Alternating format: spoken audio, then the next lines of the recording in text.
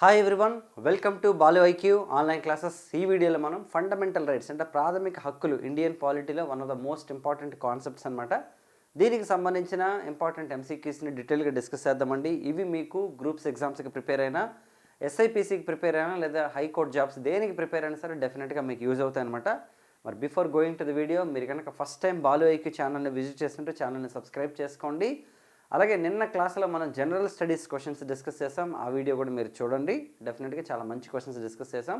ఇక నుంచి బాలు ఐక్యూలో ఏ వీడియో వచ్చినా సరే మినిమం హాఫ్ అన్ అవర్ ఉంటుందండి. అంటే ఇలాంటి ఎంసీక్యూ రిలేటెడ్ అయితే ఖచ్చితంగా మినిమం హాఫ్ అన్ అవర్ ఉంటుంది. ఎన్నాళ్ళు మనం కేవలం ఒక 6 క్వశ్చన్స్ మాత్రం డిస్కస్ చేసేవాళ్ళమండి. బట్ ఇప్పుడు అట్లా కాదు, మోర్ దాన్ 6 క్వశ్చన్స్, దాదాపు 10 నుంచి 12 క్వశ్చన్స్ కొంచెం డీటెయిల్డ్ ఎక్స్ప్లెనేషన్తో మీకు హాఫ్ అన్ అవర్ ఉంటుంది. అండ్ నాతో పాటుగా మార్చి నెలలో మీకు నెంబర్ ఆఫ్ ఫ్యాకల్టీస్ని నేను మీకు పరిచయం చేస్తాను మన యూట్యూబ్ ఛానల్లో. అట్ ది సేమ్ టైం ఏంటంటే యాప్లో వాళ్ళకి సంబంధించిన క్లాసెస్ కూడా పోస్ట్ చేస్తాను. మొత్తం యాప్లో ఉన్న కంటెంట్ అంతా కూడా మీకు అప్డేట్ అవుతుంది. సో మీకు కొత్తగా మీకు మొత్తం డిఫరెంట్ కంటెంట్ పెట్టి ఇప్పటివరకు ఎవరైతే క్లాసెస్ తీసుకున్నారో వాళ్ళకి కూడా ఎగ్జిస్టింగ్ స్టూడెంట్స్కి కూడా ఆ కొత్త క్లాసెస్ అన్నీ వచ్చే విధంగా నేను ప్లాన్ చేస్తున్నాను. మంచి మెటీరియల్ కూడా ప్రొవైడ్ చేయబోతున్నాం.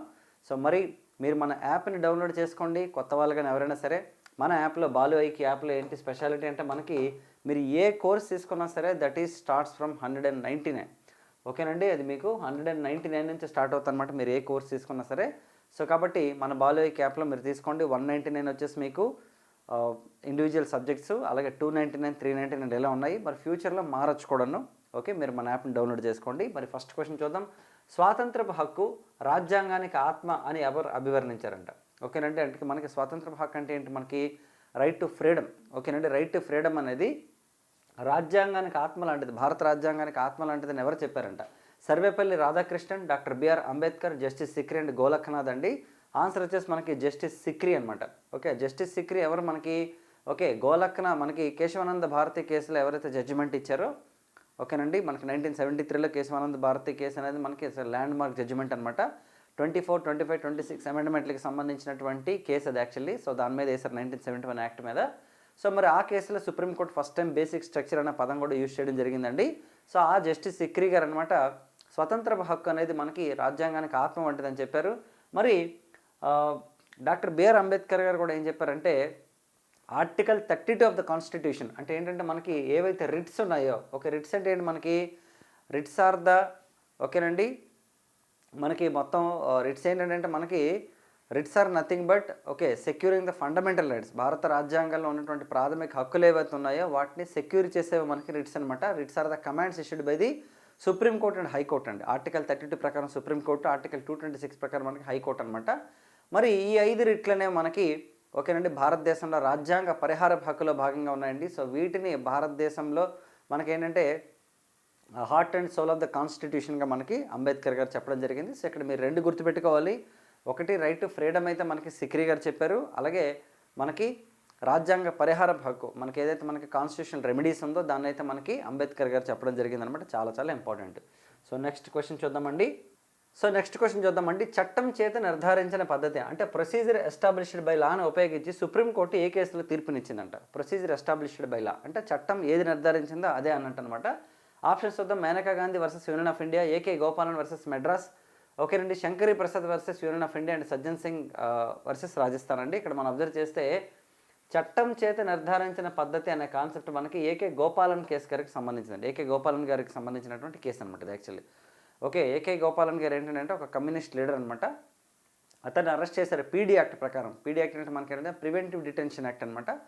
దీని ప్రకారం ఆయన అరెస్ట్ చేసినప్పుడు సుప్రీంకోర్టులో కేసు అయిందనమాట. ఆ కేసు అయినప్పుడు ఏంటంటే చట్టం ఎలా అయితే నిర్ధారించిందో దాని ప్రకారమే ఇది జరిగింది అన్నట్లు చెప్తూ ఒబిడ్ మనకేంటంటే అవతల వ్యక్తి యొక్క మాట కూడా వినాలి అని చెప్పేసి అనమాట సుప్రీంకోర్టు ఈ కేసులో చెప్పడం జరిగింది. అంటే అవతల వాళ్ళ యొక్క వాదనలు కూడా వినాలని చెప్పేసి సుప్రీంకోర్టు జడ్జిమెంట్ ఇచ్చింది.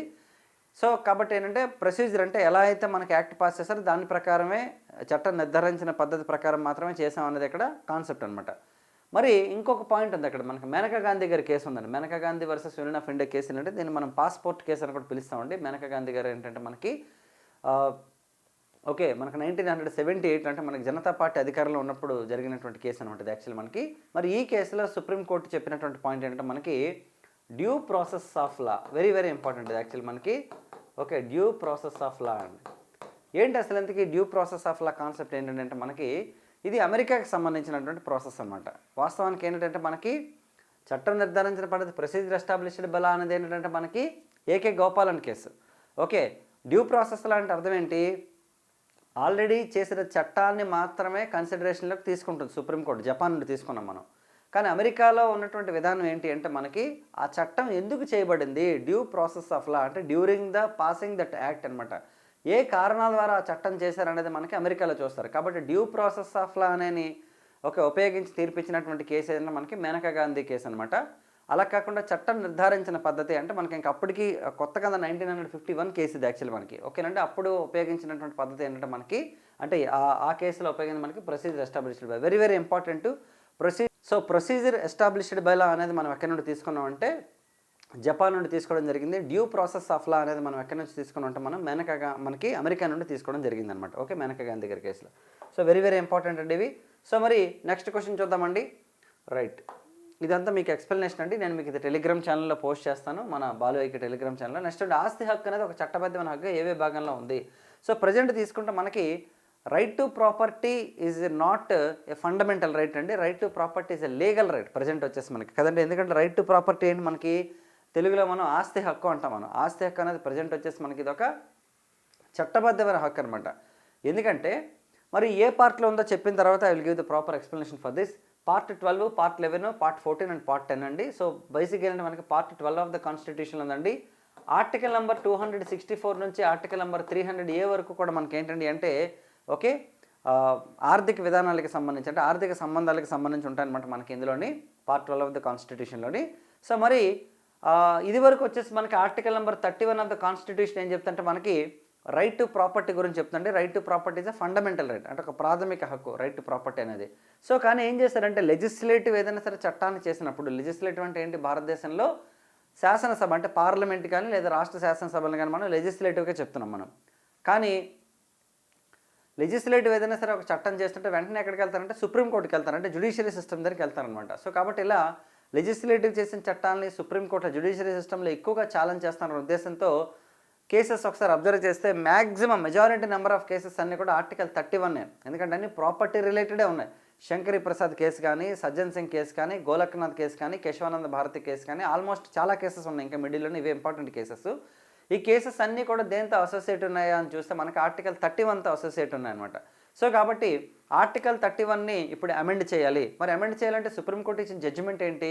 1973లో కేశవానంద భారతి కేసులో సుప్రీంకోర్టు ఏం చెప్పిందంటే మీరు ఫండమెంటల్ రైట్స్ని అమెండ్ చేయొచ్చు, కానీ దాని యొక్క బేసిక్ స్ట్రక్చర్ మార్చకుండా అమెండ్ చేయండి అని చెప్పింది అనమాట. So based on that government of India ఏం చేసింది, పార్లమెంట్ ఏం చేసిందంటే సో బేసిక్ స్ట్రక్చర్ మార్చకుండా ఆస్తి హక్కుగానే ఉంచింది. కానీ ఆస్తి హక్కుని ఎలా ఉంచిందంటే ప్రాథమిక హక్కుగా కాకుండా చట్టబద్ధమైన హక్కుగా పెట్టారనమాట. సో కాబట్టి according to the article number 300A of the constitution ఓకేనండి, present right to property is a legal right, చట్టబద్ధమైన హక్కు. మనం ఏదైనా ఆస్తి కొనుక్కున్నాం ఏం చేస్తాం, దాన్ని రిజిస్ట్రేషన్ చేయిస్తాం. బండి కొనుక్కున్నాం రిజిస్ట్రేషన్ చేస్తాం, అంటే చట్టబద్ధంగా మనం చూపిస్తున్నాం. సో కాబట్టి గుర్తుపెట్టుకోండి, present right to property is a legal right, very very important. Part 12లో ఉంది మనకి. ఎవరు చేశారంటే 44th కాన్స్టిట్యూషన్ అమెండ్మెంట్ ద్వారా 1978లో జనతా పార్టీ లేదా మొరార్జీ దేశాయ్ గారి ప్రభుత్వంలో జరిగిందనమాట. ఇది very very important. So next question చూద్దామండి. బేగార్ అనే పదాన్ని ఏ అధికరణంలో ప్రయోగించారు? చాలా ఇంపార్టెంట్. బేగార్ అంటే వెట్టి చాకిరి. యాక్చువల్లీ ఈ బేగార్ అనే పదాన్ని ఎక్కడ ప్రయోగించారంట? ఏ ఆర్టికల్? 23, 24, 27, 29 అండి. సో మీ అందరికీ తెలుసును ఆర్టికల్ 23 ఆఫ్ ద కాన్స్టిట్యూషన్ ఏం చెప్తుంటే మనకి వెట్టి చాకిరి నిషేధం గురించి చెప్తుంది, అలాగే బానిసత్వం నిషేధం గురించి చెప్తుంది, అలాగే హ్యూమన్ ట్రాఫికింగ్ ఓకేనంటే మనుషుల యొక్క అక్రమ రవాణా గురించి కూడా మనకి చెప్తుంది అనమాట. కాబట్టి ఆర్టికల్ 23లో మనకి మెన్షన్ చేశారండి. ఎందుకంటే మనకి పీడనాన్ని నిరోధించే హక్కు ఓకేనండి, రైట్ ఎగెనెస్ట్ ఎక్స్ప్లాయిటేషన్ అనేది మనకి ఆర్టికల్ నెంబర్ 23 and 24లో మనకు మెన్షన్ చేయడం జరిగిందండి. సో కాబట్టి article 23 of the constitution deals with begar అనే పదం గురించి చెప్పడం జరిగిందనమాట. సో మరి ఆర్టికల్ 27 ఏం చెప్తుంటే ఒక మతం మీద పన్ను విధించకూడదని చెప్తుంది article number 27 of the constitution ఓకేనండి. So prohibition of tax on religion అని చెప్తుంది ఆర్టికల్ 27. మరి ఆర్టికల్ 29 ఏం చెప్తుందంటే మనకి మైనారిటీస్కి సంబంధించి చెప్తుంది. ఎందుకంటే మనకి కల్చరల్ అండ్ ఎడ్యుకేషనల్ రైట్స్ అనేవి ఆర్టికల్ నెంబర్ 29 and 30లో ఉన్నాయండి. So very very important 29 and 30. అందులో ఆర్టికల్ 29 ఏం చెప్తుంటే మనకి డెఫినేషన్ ఆఫ్ మైనారిటీస్ కూడా ఉంటుంది మనకి, అలాగే మైనారిటీస్కి సంబంధించినటువంటి రైట్స్ గురించి కూడా మనకి ఆర్టికల్ 29 మెన్షన్ చేస్తుంది. రైట్, నెక్స్ట్ క్వశ్చన్ చూద్దామండి.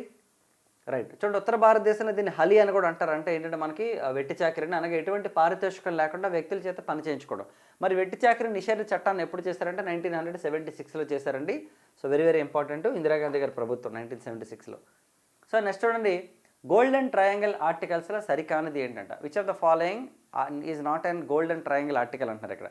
ఏంటి గోల్డెన్ ట్రయాంగిల్ అంటే కూడా చెప్తాను నేను మీకు. ఆప్షన్స్ చూద్దాం. ఫస్ట్ 14, 19, 21, 22 అండి.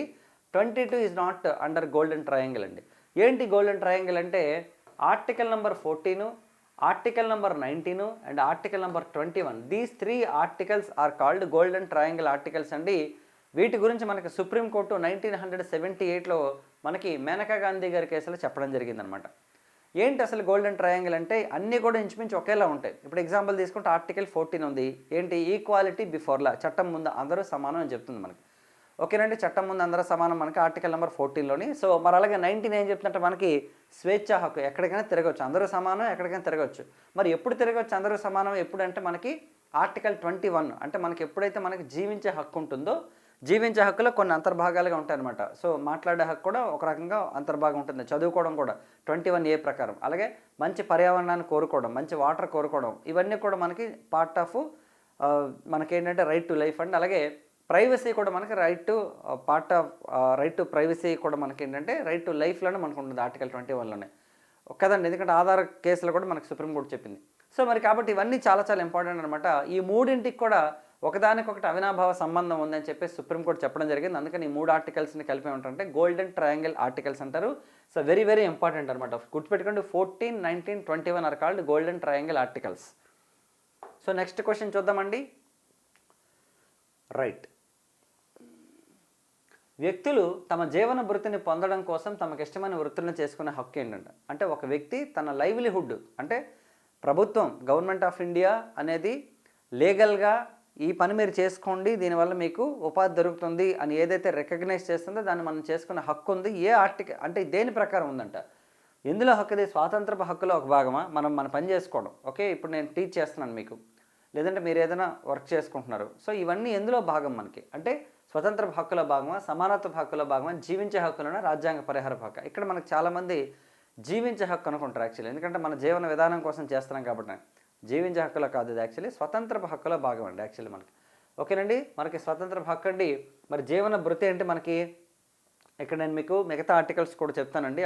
మనకి ఆర్టికల్ నెంబర్ 19లో కొన్ని సబ్ ఆర్టికల్స్ ఉన్నాయి, దాన్ని మీకు ఎక్స్ప్లెయిన్ చేస్తాను నేను. చూడండి, స్వతంత్ర హక్కు అండి. ఆర్టికల్ 19(1)లో G ప్రకారం వృత్తి స్వతంత్రం ఉందన్నమాట. అంటే ప్రొఫెషనల్గా మనకు ఒక ఫ్రీడమ్ ఉందండి ఆర్టికల్ 19లో 1Gలో అనమాట యాక్చువల్లీ. ఓకేనండి, ఆర్టికల్ 19(1)లో. ఆర్టికల్ 19లో 1 ఏంటి సార్ అంటే ఎందుకంటే 2 కూడా ఉంది. ఎందుకంటే భారత రాజ్యాంగంలో మనకి ఓకే 19 ఆర్టికల్ మనకి ఫ్రీడమ్ ఇచ్చింది. కానీ ఫస్ట్ కాన్స్టిట్యూషన్ అమెండ్మెంట్ ద్వారా అంటే నెహ్రూ గారి ప్రభుత్వం 1951లో మొదటి రాజ్యాంగ సవరణ ద్వారా ఏం చేశారంటే మనకి ఏదైతే స్వతంత్ర హక్కు ఉందో దాని మీద కొన్ని లిమిట్స్ పెట్టారనమాట. అంటే లిమిట్స్ అంటే ఏంటి, మనకి కొన్ని రిస్ట్రిక్షన్స్, అది కూడా రీజనబుల్ రిస్ట్రిక్షన్స్ అనమాట. ఓకేనండి, శాంతి భద్రతలకి విఘాతం కలిగించకూడదు, ఇతర దేశాలతో మనకున్న సంబంధాలు, విదేశాలతో సంబంధాలు చెడిపోకుండా మాట్లాడాలి, అలాగే సార్వభౌమత్వాన్ని సవాల్ చేయకూడదు, ఇటువంటివన్నీ కూడా మనకు కొన్ని రిస్ట్రిక్షన్స్ ఉన్నాయి, రీజనబుల్గా ఉన్నాయన్నమాట అవి. అంతకంటే ముందు మనకి స్వేచ్ఛ, ఎలాంటి స్వేచ్ఛ ఉందన్నది మనకి ఇందులో ఉన్నాయన్నమాట. ఒకసారి చూడండి, ఫస్ట్ది వాక్ స్వతంత్రం మరియు భావ ప్రకటన. ఇది 19(1)లో ఫస్ట్ది వాక్ స్వతంత్రం, భావ ప్రకటన. సో మనం అనుకునేదాన్ని మనం స్వేచ్ఛగా చెప్పొచ్చు ఫస్ట్ది. 2 సభలు సమావేశాలు నిర్వహించుకోవచ్చు B ప్రకారం. ఓకేనండి, ఏవైనా సరే మనం సభలు పెట్టుకోవచ్చు, సమావేశాలు పెట్టుకోవచ్చు, మీటింగ్లు అవి పెట్టుకోవచ్చు అన్నమాట, డిస్కషన్స్. 3rd వన్ సంఘాలు స్థాపించుకోవచ్చు, సహకార సంఘాలు ఎగ్జాంపుల్ తీసుకుంటే ఏదైనా సరే అసోసియేషన్స్ని ఏర్పాటు చేసుకోవచ్చు బేస్డ్ ఆన్ 19 ఆర్టికల్లో 1లో C ప్రకారం. C సంఘాలను గుర్తుపెట్టుకోవచ్చు మీరు. మరి సంచార స్వతంత్రం అండి. D అంటే ఏంటంటే మనకి ఎక్కడికైనా వెళ్ళొచ్చు దేశంలో, ఎనీవేర్ అనమాట. డి సంచార స్వతంత్రం. D అంటే దేశంలో ఎక్కడికైనా వెళ్ళొచ్చు. D అంటే దేశాన్ని గుర్తుపెట్టుకోవచ్చు మీరు అక్కడ. మరి స్థిర నివాసాన్ని ఏర్పరచుకునే స్వతంత్రం అండి. ఈలో ఉంది కదా, ఈ అంటే ఇల్లు కట్టుకోవడం, ఎక్కడైనా సరే ఇల్లు కట్టుకోవచ్చు. సరే మనకి ఎలా వస్తున్నాయో. ఓకే, తర్వాత F అనేది లేదు ఇక్కడ. F అనేది ఏంటంటే ఇట్ వాజ్ రిమూవ్డ్ అండి. F ఏంటంటే మనకి this is related to the ఆస్తి హక్కు, అంటే ప్రాపర్టీకి సంబంధించింది అనమాట. మనం ఇందాక చెప్పుకున్నాం కదా, right to property has been removed from the list of fundamental rights, అందుకని ఇందులో తీస్తారు. మరి G వచ్చేసి వృత్తి స్వతంత్రం అండి. సో మనందరం గవర్నమెంట్ జాబ్స్కి ప్రిపేర్ అవుతుంటాం కాబట్టి, అంటే మీరంతా ఇప్పుడు ప్రెజెంట్ ప్రిపేర్ అవుతున్నారు కాబట్టి G అంటే గవర్నమెంట్ జాబు అని గుర్తుపెట్టుకోండి. లేకపోతే G అంటే జాబ్ సింపుల్గా. ఓకేనండి, P అంటే ప్రొఫెషన్ ఉండాలి కదండి, G అంటే జాబ్. ఓకేనండి, సో ఇక్కడ ఏంటంటే మనకి E అంటే ఇల్లు కట్టుకోవడం, D అంటే దేశం మొత్తం తిరగవచ్చు. ఓకే, C అంటే సంఘాలు ఏర్పాటు చేసుకోవచ్చు, C సంఘాలు ఏర్పాటు చేసుకోవచ్చు, B అంటే సభలు, B సభలు. ఓకే, ఫస్ట్ది మనకి వాక్ స్వతంత్రం. ఇవన్నీ మీకు ఎలా అనిపిస్తే గుర్తుపెట్టుకోండి, ఇంపార్టెంట్ అండి ఇవన్నీ. అయితే సార్ ఇవన్నీ గుర్తుపెట్టుకోవాలని అంటే మీరు ఎగ్జామ్కి వెళ్ళినప్పుడు ఒకసారి చదువుకోండి, అందులో ఇస్తాడు మనకి. ఓకే, ఇలా మీకు క్వశ్చన్ ఇచ్చినప్పుడు ఏంటంటే ఎలిమినేషన్ ప్రాసెస్లో మీరు చేసేవచ్చు అనమాట. సబార్టికల్స్ ఇచ్చినప్పుడు మీరు ఈజీ చేసేస్తారు, దానికి ఏం టెన్షన్ పడక్కర్లేదు. మరి మన యాప్లో మనం డీటెయిల్గా చెప్పామండి, మన యాప్లో చాలా డీటెయిల్గా మీకు ఫండమెంటల్ రైట్స్, డిపిఎస్ అవన్నీ చెప్పాను, మీ యూనియన్ గవర్నమెంట్ ఇవన్నీ కూడా. ఇంకా నేను చెప్తున్నాను కదా, మీకు ఇంకా ఇన్నోవేటివ్గా ఉంటుంది యాప్. ఇక్కడ నుంచి మార్చి నుండి కూడా ఇన్నోవేటివ్ ఇన్ ద సెన్స్ ఏంటంటే we are adding more and more content అనమాట related to the remaining subjects also. I will definitely introduce more faculty in our YouTube channel also. Okay, so మన channel subscribe చేసుకోండి, యాప్ని కూడా download చేసుకుంటే చాలా మంచి offers కూడా మీకు ఇవ్వడం జరుగుతుంది. ఓకే, మంచి కంటెంట్ అండి. మీకు ఏదైతే ఎగ్జామ్కి సంబంధించినటువంటి కంటెంట్ ఏపీ అండ్ టీఎస్లో ప్రిపేర్ అవుతున్న స్టూడెంట్స్ అందరికీ కూడాను ద బెటర్ కంటెంట్ ఇవ్వడానికి అనమాట మనం ట్రై చేస్తున్నాం. ఎప్పటి నుంచో మంచిగా చేస్తున్నాం, ఇంకొంచెం ఎక్స్ట్రా కంటెంట్ యాడ్ చేస్తున్నాం ఇప్పుడు మనం. నెక్స్ట్ అండి, జాతీయ అత్యవసర పరిస్థితి ప్రకటన వలన సహజంగా రద్దయ్యే ప్రాథమిక హక్కు ఏంటి అంటే రద్దు కాదు, యాక్చువల్లీ సస్పెండ్ అవుతుంది అనమాట. ప్రాథమిక హక్కులన్నీ రద్దయిపోతాయా? స్వేచ్ఛా హక్కు ఒకటే రద్దు అవుతుందా? రాజ్యాంగ పరిహారపు హక్కు? అసలు ఏ ప్రాథమిక హక్కు రద్దు అవుదా, లేదా బి అండ్ సియా? మరి ఇక్కడ క్వశ్చన్ ప్రకారం తీసుకుంటే రద్దు అంటే ఏది రద్దు అవుతుందండి, ఎందుకంటే సస్పెండ్ అవుతుంది యాక్చువల్లీ. మరి ఏంటి సస్పెండ్ అవుతుంది సార్ అంటే మనకి ఓకే స్వేచ్ఛా హక్కు అండి. యాక్చువల్లీ స్వేచ్ఛా హక్కు అనేది ఏంటండి అంటే అది కూడా వాక్ స్వాతంత్ర హక్కు. ఆర్టికల్ నెంబర్ 19లో ఓకేనండి వాక్ స్వతంత్రం ఉంటుంది కదా. ఆ వాక్ స్వతంత్రం ఏంటంటే 352 ఆర్టికల్ మనకి నేషనల్ ఎమర్జెన్సీ పెట్టగానే, అది కూడా మనకి ఎక్స్టర్నల్ ఎమర్జెన్సీ పెట్టగానే ఆటోమేటిక్గా రద్దు అయిపోతుంది అనమాట. ఓకేనండి, మరి ఎందుకు సార్ రద్దు అవుతుందంటే ఒక పక్క నేషనల్ ఎమర్జెన్సీ ఉండి ఏ కండిషన్స్లో దేశం ఉందో మనకు తెలియకుండా ఉండేటప్పుడు ఓకే మనం ఏదైనా సరే కొంచెం మాట్లాడామనుకోండి, ఎగ్జాంపుల్ అంటే శాంతి భద్రతలకు కానీ లేదంటే దేశం యొక్క సార్వభౌమత్వానికి భంగం కలిగేలా మాట్లాడితే ఏమవుతుందంటే ప్రాబ్లం వస్తుంది. కాబట్టి ఆ వాక్ స్వతంత్రాన్ని అనమాట తీసేస్తారు ఫస్ట్. చాలా ఇంపార్టెంట్ ఆర్టికల్ ఇది కూడాను. ఇందాక 19 ఆర్టికల్ మనం ఆల్రెడీ చెప్పాం మొత్తం కదండి, రైట్. సో మరి సుప్రీంకోర్టుకు నెక్స్ట్ చూడండి, సుప్రీంకోర్టు గతంలో ఇచ్చిన తీర్పును అన్నింటికీ విభిన్నమైన విరుద్ధమైన తీర్పునిస్తే దాన్ని ప్రాస్పెక్టివ్ ఓవర్ రూలింగ్ అంటారంట. ఓకేనండి, ఓకే. అలాగే న్యాయస్థానాలు వివిధ కేసుల్లో ఇచ్చిన తీర్పులను గత కాలానికి కూడా వర్తింపజేసేస్తే దీన్ని ఓకేనండి రెట్రాస్పెక్టివ్ అంటారంట. ఇండైరెక్ట్లీ ఏది కరెక్ట్ అంట చూడండి, ఇక్కడ 2 స్టేట్మెంట్లు ఇచ్చారండి. సుప్రీంకోర్టు ఒక జడ్జిమెంట్ ఇచ్చిందండి ఈరోజు. ఇలాంటి జడ్జిమెంట్ని మళ్ళీ నెక్స్ట్ టైం ఇదే ఇలాంటి కేసు ఒకటి రిపీట్ అయినప్పుడు ఏంటంటే దానికి వ్యతిరేకంగా ఇచ్చిన జడ్జిమెంట్. ఫర్ ఎగ్జాంపుల్ తీసుకుంటే లెటెస్ట్ టేక్ గోలక్నాథ్ కేసు అండి. ఈ గోలక్నాథ్ కేసులో సుప్రీంకోర్టు ఏం చెప్పింది, ఫండమెంటల్ రైట్స్ని అమెండ్ చేసే రైట్స్ పార్లమెంట్కి లేవు అని చెప్పారు. పార్లమెంట్ ఎందుకు ఇన్వాల్వ్ అవుతుంది ఫండమెంటల్ రైట్స్ విషయంలో? ఎందుకంటే మీరు ఫస్ట్ అమెండ్మెంట్ చేశారు, అందులో 15, 16, 19, 31 మొత్తం 4 ఆర్టికల్స్ని మీరు అమెండ్ చేశారు. Who are you to amend the fundamental rights? అది బేసిక్ స్ట్రక్చర్లో ఒక భాగం కదా, మీరు చేయకూడదని చెప్పింది. ఎగ్జాక్ట్లీ 1973 అంటే ఒక 6 సంవత్సరాల తర్వాత కేశవానంద భారతి కేసులో సుప్రీంకోర్టు ఏం చెప్పిందంటే parliament has the right to amend the fundamental rights. పార్లమెంట్కి ప్రాథమిక హక్కులను సవరించే అధికారం ఉంది, కానీ దాని యొక్క బేసిక్ స్ట్రక్చర్ మార్చకండి అని చెప్పింది అనమాట. కాబట్టి ఇక్కడ ఏంటి, ఆర్టికల్ నెంబర్ 137 ప్రకారం సుప్రీంకోర్టుకి యొక్క ఆర్టికల్ 137 ఏం చెప్తుందంటే మనకి okay Supreme Court has the power to review its own judgment. Okay, తన యొక్క జడ్జిమెంట్ని తను రివ్యూ చేసుకునే అధికారం మనకి ఉంది సుప్రీంకోర్టుకి ఆర్టికల్ 137 ప్రకారం అని చెప్తుంది మనకి. అండ్ నెక్స్ట్ తీసుకుంటే మనకి సుప్రీంకోర్టు గతంలో ఇచ్చిన తీర్పును అన్నింటికీ భిన్నమైనది ఇవ్వడాన్ని ప్రాస్పెక్టివ్ ఓవర్ రూలింగ్ అంటారండి. మరి న్యాయస్థానాలు వివిధ కేసులు ఇచ్చిన తీర్పులను గత కాలానికి కూడా వర్తింపజేస్తే రెట్రాస్పెక్టివ్ అంటారంట. అంటే ఇదివరకు ఒక తీర్పు ఇచ్చింది, ఇప్పుడు ఒక తీర్పు ఇచ్చిందండి. ఈ తీర్పుని మనం ప్రీవియస్గా ఒక 5 ఏళ్ల క్రితం వాటికి కూడా వర్తిస్తుందంటే దాన్ని రెట్రాస్పెక్టివ్ అంటారు. మరి ఎంతవరకు ఇచ్చిన తీర్పు కంటే భిన్నంగా ఇచ్చింది అనుకో, రివర్స్లో తీర్పు ఇస్తే దాన్ని ప్రాస్పెక్టివ్ ఓవర్ రూలింగ్ అన్నాం మనం. ఓకే, అలా కాకుండా ఎలా ఇస్తుంది అనమాట. మరి ప్రాస్పెక్టివ్ ఓవర్ రూలింగ్ ఫస్ట్ ఎప్పుడు వాడారు, మనకి సజ్జన్ సింగ్ కేసులో అలాగే శంకరీ ప్రసాద్ కేసులో సుప్రీంకోర్టు ఏం చెప్పిందంటే సుప్రీంకోర్టు ఫస్ట్ 2 టైమ్స్ ఏం చెప్పిందంటే అమెండ్మెంట్ చేశారు. ఫస్ట్ కాన్స్టిట్యూషన్ అమెండ్మెంట్ చేసి షెడ్యూల్ నెంబర్ 9 యాడ్ చేశారండి. షెడ్యూల్ నెంబర్ 9 యాడ్ చేస్తే కేసులు వేస్తారు, శంకరీ ప్రసాద్ సజ్జన్ సింగ్ ఇద్దరు కేసులు వేస్తే సుప్రీంకోర్టు ఏం చెప్పిందంటే ఇవి రాజ్యాంగ సవరణలు, అంటే ఇది కాన్స్టిట్యూషన్ అమెండ్మెంట్, ఇది మేము సింపుల్ మెజారిటీ బిల్స్ అయితేనే మేము రివ్యూ చేస్తాం కానీ అమెండ్మెంట్లు చేయమని చెప్పింది. కానీ ఈ 2 కేసులకి విరుద్ధంగా తీర్పు ఇచ్చింది మనకి గోలక్నాథ్ కేసులో కోకా సుబ్బారావు గారు అనమాట. ఓకే, 1967లో. సో కాబట్టి ఫస్ట్ టైం అనమాట ప్రీవియస్కి ఇచ్చిన తీర్పుల్ని మొత్తం చేంజ్ చేస్తూ ఇచ్చిన తీర్పు ఏదైనా ఉందంటే ఫస్ట్ గోలక్నాథ్ కేసు అండి. కాబట్టి ప్రాస్పెక్టివ్ ఓవర్ రూలింగ్ అనేది అక్కడ వాడారు మనకి. ఓకే, తర్వాత మనం తీసుకుంటే ప్రీవియస్ కేసెస్ కూడా వర్తింపజేస్తే ఏమన్నా మనం రెట్రాస్పెక్టివ్ అన్నమాట. So both statements are true, కానీ ఇక్కడ ఏమన్నాడు సరి కానిది ఏదని అడిగారు. ఇక్కడ మనకి 2 కరెక్టే కాబట్టి నెయిదర్ 1 nor 2 వస్తుంది ఆన్సర్. మీరు జాగ్రత్త క్వశ్చన్ చదవాలి. 2 కరెక్టే, బోత్ 1 and 2 అని పెట్టకూడదు. 1 and 2 కరెక్ట్ కాదని వస్తుంది అక్కడ. కాబట్టి క్వశ్చన్ మనం జాగ్రత్త చదివి తర్వాత ఆప్షన్స్ చదివి తర్వాత ఆన్సర్ చేయాలన్నమాట. రైట్, నెక్స్ట్ క్వశ్చన్ చూద్దామండి. ప్రాథమిక హక్కులకు సంబంధించి క్రింది వల్ల సరికానిది ఏది? ఓకే, ఫండమెంటల్ రైట్స్కి సంబంధించి ఏది కరెక్ట్ కాదంట. ఓకే, ప్రాథమిక హక్కులను అమెరికా నుంచి తీసుకున్నామంట, వీటిని న్యాయ సమీక్షకు గురి చేయొచ్చంట. మరి రెండు కరెక్టేనా? రెండు కరెక్టే. ఎందుకు కరెక్టే? మనం ఫండమెంటల్ రైట్స్ ఎక్కడి నుంచి, బిల్ ఆఫ్ రైట్స్ అనే పేరుతో అమెరికా వాళ్ళు ఏదైతే మనకి చేశారో దాన్నే మనం తీసుకున్నాం ఫండమెంటల్ రైట్స్గా. పార్ట్ 3 ఆఫ్ ది కాన్స్టిట్యూషన్లో ఉన్నాయి మనకి. పార్ట్ 3 ఆఫ్ ది కాన్స్టిట్యూషన్లో ఆర్టికల్ నెంబర్ 12 నుంచి ఆర్టికల్ నెంబర్ 35 వరకు మనకి ఫండమెంటల్ రైట్స్ ఉన్నాయి.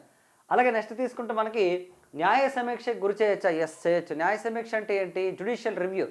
ఎందుకంటే ప్రాథమిక హక్కులకు విరుద్ధంగా పార్లమెంట్ ఏదైనా సరే ఒక చట్టం చేసింది అనుకోండి, లేదా రాష్ట్రపతి గారు ఆర్డినెన్స్ ఇచ్చారనుకోండి, ఎందుకంటే రాష్ట్రపతి గారు ordinance is equal to parliament act అనమాట కదా. అలాగే రాష్ట్ర శాసనసభ చేసిన చట్టం ఈజ్ ఈక్వల్ టు గవర్నర్ గారు ఆర్డినెన్స్ వస్తుంది అనమాట. ఇవి ఏవైనా సరే న్యాయ సమీక్షకు గురి చేయొచ్చు. ఎప్పుడు అవి ప్రాథమిక హక్కులకు విరుద్ధంగా ఉంటాయి. when the acts passed by the parliament or the state assembly, when the ordinance given by the president of India and governor, okay, offend the fundamental rights of any group of the people in the society, so they comes under the judicial review. So kabatti ivi vastayi kabatti rendu statementlu correct andi, sari kaanadu annaru kabatti again idi kuda neither one nor two కిందకి వస్తుంది. Very very important. ఓకేనా? మరి judicial review ఎక్కడి నుండి తీసుకున్నాం? ఇది కూడా మనం ఎక్కడి నుండి తీసుకున్నాం అంటే అమెరికా నుండి తీసుకున్నాం అంటే ఆర్టికల్ 13 ఆఫ్ ద కాన్స్టిట్యూషన్లో ఉంటుంది మనకి. నెక్స్ట్ అండి, రాజ్యం యొక్క నిర్వచనం సుప్రీంకోర్టు ఏ తీర్పులో తెలియజేసింది? రాజ్యం అంటే ఏంటంటే మనకి స్టేట్ అని. డెఫినేషన్ ఆఫ్ ద స్టేట్ అనేది మనకి ఎక్కడ చెప్పారంటే డెఫినేషన్ ఆఫ్ ద స్టేట్ అనేది మరి ఏ కేసులో చెప్పిన తర్వాత ఐ విల్ ఎక్స్ప్లెయిన్ చేయండి. Ajay Hasia versus Khalid Mujib, AR Antulay versus RS Nayak, Bikaji Narayana versus state of Madhya Pradesh and Deep Chand versus state of UP. So answer వచ్చేసి మనకి అజయ్ హసియా వర్సెస్ ఖలీద్ ముజీబ్ కేసు అండి. ఏంటి అసలు ఈ కేసు అని అడిగితే మనకి article number 12 and article number 13 ఉన్నాయి మనకి. ఇందులో టోటల్గా ఫండమెంటల్ రైట్స్ తీసుకుంటే మనకి ఆర్టికల్ నెంబర్ 12 నుంచి ఆర్టికల్ నెంబర్ 35 వరకు ఉన్నాయి కదమ్మా. ఇందులో article number 12 of the constitution ఏం చెప్తుంటే మనకి డెఫినేషన్ ఆఫ్ ద స్టేట్ అని చెప్తుంటే రాజ్యం యొక్క నిర్వచనం. మరి రాజ్యంలో ఏంటంటే భాగంగా ఉంటాయి స్టేట్ లెజిస్లేచర్స్, పార్లమెంటు, కేంద్ర ప్రభుత్వం, రాష్ట్ర ప్రభుత్వాలు, ఇవన్నీ కూడా పార్ట్లో ఉంటాయి. కాబట్టి అటువంటి నిర్వచనం ఎవరిచ్చారు అంటే అజయ్ హసియా వర్సెస్ ఖలీద్ ముజీబ్ కేసులో మనకి సుప్రీంకోర్టు ఇవ్వడం జరిగిందనమాట. సో చాలా చాలా ఇంపార్టెంట్ అండి. సో అంటే ఆర్టికల్ 12లో ఏంటంటే ఉంటాయో అవన్నీ కూడా చేసిన చట్టాలన్నమాట ఖచ్చితంగా జ్యుడిషియల్ రివ్యూ కిందకి వస్తాయి. ఓకే, ఇప్పుడు కొన్ని స్వచ్ఛంద సంస్థలు ఉంటాయి, అవి స్టేట్ నిర్వచనం కిందకి రావు. ఇక్కడ స్టేట్ అంటే రాజ్యం అని అర్థం, రాష్ట్రం కాదు. స్టేట్ అంటే రాజ్యం. అలాగే ఆర్టికల్ నెంబర్ 36లో కూడా డెఫినేషన్ ఆఫ్ ద స్టేట్ అని ఉంటుంది, డైరెక్టివ్ ప్రిన్సిపల్స్ ఆఫ్ స్టేట్ పాలసీలో కూడా. కాబట్టి మనకి ఆర్టికల్ 12 ఆర్టికల్ 36లో రెండు దగ్గరలో ఉందండి. మరి రాజ్యం యొక్క నిర్వచనాన్ని సుప్రీంకోర్టు ఎందుకంటే స్టేట్ అంటే ఓకే, కానీ ఏంటంటే వస్తాయి అందులోకి అన్నప్పటికీ ఎవరికి తెలియదు, సుప్రీంకోర్టే చెప్పాలి అల్టిమేట్గా. ఎందుకంటే భారతదేశంలో రాజ్యాంగం మీద అత్యున్నతంగా వ్యాఖ్యానించే కెపాసిటీ ఎవరిదంటే సుప్రీంకోర్టుకు ఉంటుందన్నమాట. సో కాబట్టి బేస్డ్ ఆన్ దట్ పవర్స్ ఏంటంటే సుప్రీంకోర్టు ఏం చెప్పిందంటే మనకి ఓకే రాజ్యం యొక్క నిర్వచనాన్ని మనకి చెప్పడం జరిగిందనమాట. ఓకేనా? నెక్స్ట్ చూద్దామండి. Right, golden triangle article already చెప్పాము. ఓకే, సో నెక్స్ట్ క్వశ్చన్ చూద్దాం. ఓకే, టెలిగ్రామ్ కేసుగా ఏది ప్రసిద్ధి చెందిందంటే టెలిగ్రామ్ కేసు. ఓకే, టెలిగ్రామ్ అంటే ఇప్పుడు మనకైతే యాప్ ఉంది టెలిగ్రామ్ కదండి, ఇది కాదు. ఒకప్పుడు ఏంటంటే పోస్టల్ డిపార్ట్మెంట్ ద్వారా టెలిగ్రామ్ ఉండేది. ఐ థింక్ ఇది 2013లో మనకు రద్దు చేస్తారండి. ఎందుకంటే మనకి SMS కమ్యూనికేషన్ వచ్చింది, షార్ట్ మెసేజ్ సర్వీసెస్ అప్పటికి చాలా ఎక్కువ వచ్చాయి కాబట్టి. సో టెలిగ్రామ్ అనేది చాలా స్పీడ్గా అంటే SMSలు వెళ్ళిపోతున్నాయి కాబట్టి లేదు. ఇప్పుడైతే ఇంకా వాట్సాప్, టెలిగ్రామ్ యాప్ ఇవన్నీ వచ్చాయి కాబట్టి కమ్యూనికేషన్ ఇంకా ఫాస్ట్గా ఉంది మనకి. సోషల్ మీడియా వచ్చింది కంప్లీట్గాను. సో మరి టెలిగ్రామ్ కేసుగా అప్పట్లో ఏంటి, ఎందుకంటే టెలిగ్రామ్ అంటే ఏం లేదండి, మనం అప్పట్లో లెటర్ రాసాలంటే 2-3 డేస్ పట్టేది రావడానికి, 4 డేస్ 5 డేస్ కూడా పట్టేది డిస్టెన్స్ ఎక్కువైతే. అలా కాకుండా టెలిగ్రామ్ అనుకోండి ఎంత డిస్టెన్స్ అయినా సరే మార్నింగ్ చేస్తే ఈవినింగ్ వెళ్ళిపోయినట్టు ఉండేది అనమాట. యాక్చువల్లీ ఎమర్జెన్సీ లెటర్ అనమాట, యాక్చువల్లీ ఎమర్జెన్సీ కమ్యూనికేషన్ సర్వీస్ ఇంకా చెప్పాలంటే. అయితే సుప్రీంకోర్టుకు ఒక పర్సన్ టెలిగ్రామ్ ద్వారా అనమాట ఒక పిటిషన్ వేశారండి. కాబట్టి దీన్ని టెలిగ్రామ్ కేసు అంటారు. మరి ఏ case? Mohan Lal Sharma versus state of UP, స్టానిలాల్ versus Madhya Pradesh, okay, Arvind Bagga versus state of UP and Mehta versus Union of India అండి. సో మనకి Mohan Lal Sharma versus state of UP case అనమాట. మరింతకి ఏంటి అసలు ఈ కేసు ఒకసారి చూద్దాం మనం. ఓకే, సో వాస్తవానికి తీసుకుంటే మనకి okay Mohan Lal Sharma versus state of ఉత్తరప్రదేశ్లో 1989లో జరిగిందండి. టెలిగ్రామ్ కేసుగా ప్రసిద్ధి చెందింది. పోలీస్ లాకప్లో మృతి చెందినటువంటి తన కొడుకు యొక్క వివరాలను టెలిగ్రామ్ ద్వారా పంపించారనమాట. టెలిగ్రామ్ ద్వారా ఓకే సుప్రీంకోర్టుకి ఇచ్చారు. లాకప్ డెత్లో చనిపోతే వాళ్ళ అబ్బాయి చనిపోతే అప్పుడు టెలిగ్రామ్ ద్వారా సుప్రీంకోర్టులో పిటిషన్ వేశారనమాట. టెలిగ్రామ్ని రిట్ పిటిషన్గా స్వీకరించింది సుప్రీంకోర్టు. రిట్ అంటే అర్థం ఏంటి? ఎవరైనా సరే రిట్ పిటిషన్ వేయొచ్చు అనమాట యాక్చువల్లీ.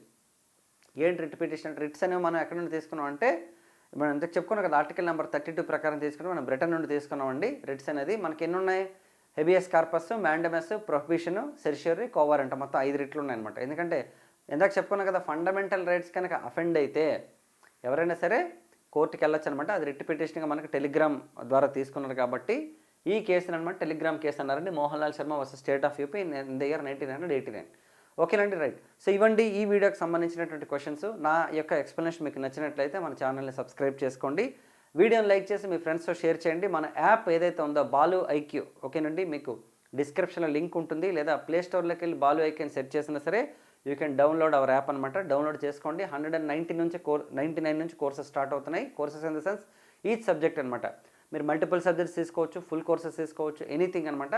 ఓకేనండి, డెఫినెట్గా మీకు చాలా చాలా కొత్త కంటెంట్ అయితే మీకు మార్చి నెలలో ఇవ్వడం జరుగుతుంది. ఈవెన్ మెటీరియల్స్ కూడాను మీ ఫ్రెండ్స్కి కూడా షేర్ చేయండి. మనకు త్వరలో నోటిఫికేషన్స్ వస్తాయి ఖచ్చితంగాను.